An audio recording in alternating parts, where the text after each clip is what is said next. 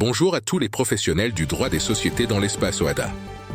Aujourd'hui, nous allons explorer en détail 5 erreurs coûteuses à éviter absolument pour garantir la pérennité et la conformité de vos entreprises. Le droit des sociétés OHADA, unifié dans 17 pays africains, vise à harmoniser les règles commerciales et à sécuriser les investissements. Cependant, sa complexité et la diversité des situations peuvent entraîner des erreurs préjudiciables pour les entreprises, souvent par méconnaissance ou négligence. La première erreur majeure est de négliger les obligations relatives aux pertes cumulées, un piège courant et souvent sous-estimé par de nombreuses sociétés, pouvant avoir des répercussions financières et légales importantes. Lorsque les capitaux propres d'une société deviennent inférieurs à la moitié de son capital social, la loi OHADA exige une action immédiate et rigoureuse. Cette situation est un signal d'alarme qui ne doit en aucun cas être ignoré par les dirigeants. Une assemblée générale extraordinaire doit impérativement être convoquée dans les 4 mois suivant l'approbation des comptes ayant révélé cette situation.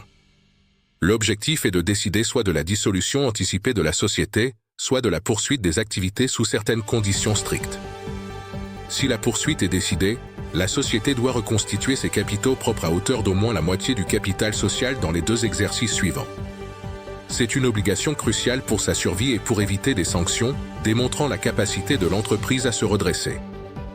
Le non-respect de ces obligations peut entraîner une action en justice pour dissolution de la société, avec des conséquences financières et opérationnelles graves, y compris la mise en cause de la responsabilité des dirigeants. Il est donc impératif de suivre scrupuleusement ces règles. La deuxième erreur coûteuse est une mauvaise application des règles relatives à la constitution des sociétés, un aspect fondamental souvent sous-estimé mais qui pose les bases juridiques de l'entreprise. Ne pas respecter scrupuleusement les règles de constitution, notamment concernant le capital social minimum requis, la valorisation des apports en nature et les formalités d'immatriculation au registre du commerce et du crédit immobilier, est une faute grave qui peut invalider la constitution ou entraîner des litiges futurs. Des statuts mal rédigés, incomplets ou non conformes aux dispositions de l'OHADA peuvent également être une source majeure de litiges et de blocages internes, compromettant la stabilité et le bon fonctionnement de l'entreprise dès ses débuts et pouvant paralyser son développement.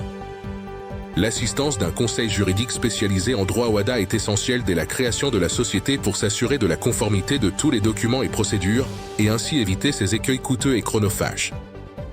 La troisième erreur est d'ignorer les droits des associés minoritaires, une négligence qui peut avoir de lourdes conséquences sur la gouvernance et la cohésion au sein de la société, et potentiellement mener à des conflits internes.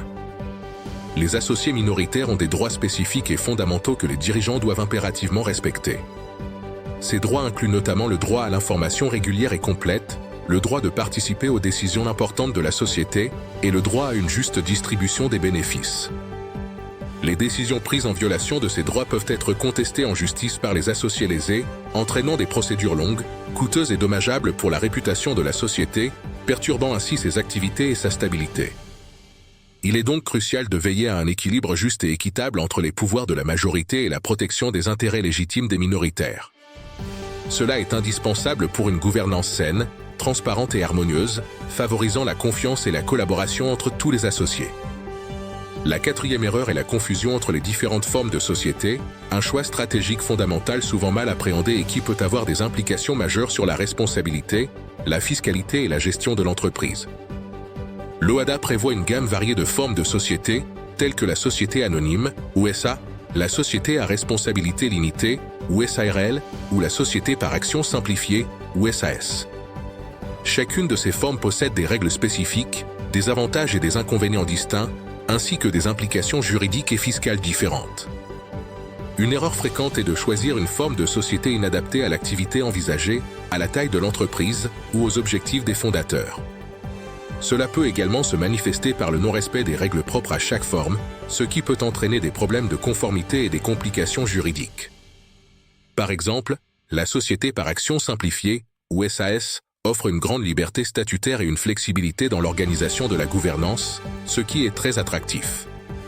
Cependant, elle est soumise à des règles spécifiques et parfois complexes en matière de direction, de contrôle et de transmission des actions, qui doivent être maîtrisées pour éviter les erreurs.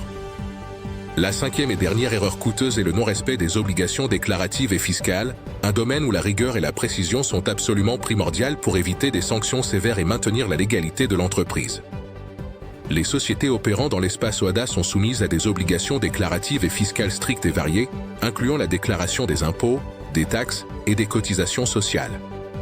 Le non-respect de ces obligations peut entraîner des sanctions financières importantes, des pénalités de retard, des redressements fiscaux et même des poursuites judiciaires, mettant en péril la santé financière de l'entreprise. Il est donc essentiel de mettre en place une organisation administrative et comptable rigoureuse et efficace dès le départ. Cela inclut la tenue de registres précis, la gestion des factures et le suivi des échéances fiscales, afin de garantir la conformité et d'éviter toute omission ou erreur. Se faire assister par un expert comptable qualifié et expérimenté est une démarche judicieuse et fortement recommandée. Ce professionnel pourra garantir la conformité de toutes les déclarations, optimiser la gestion fiscale de l'entreprise et ainsi éviter les erreurs coûteuses qui pourraient survenir sans une expertise adéquate. Une veille juridique et fiscale régulière est également nécessaire pour anticiper les évolutions de la législation et s'adapter en conséquence. Les lois et réglementations peuvent changer, et rester informé est crucial pour maintenir la conformité et éviter les surprises désagréables. En résumé, la vigilance constante et l'expertise juridique sont vos meilleurs alliés pour naviguer avec succès dans le droit des sociétés OHADA, un environnement complexe mais structurant pour les affaires. Éviter ces 5 erreurs coûteuses vous permettra de protéger efficacement vos entreprises, d'assurer leur conformité légale et fiscale, et de garantir leur développement harmonieux et durable dans l'espace OHADA. N'hésitez pas à consulter des professionnels du droit et de la comptabilité pour toute question ou assistance spécifique. Leur expertise est précieuse pour sécuriser vos opérations et prendre les bonnes décisions. Merci de nous avoir suivis pour cette exploration des erreurs à éviter. À bientôt pour d'autres conseils juridiques essentiels et pratiques pour les professionnels de l'OHADA.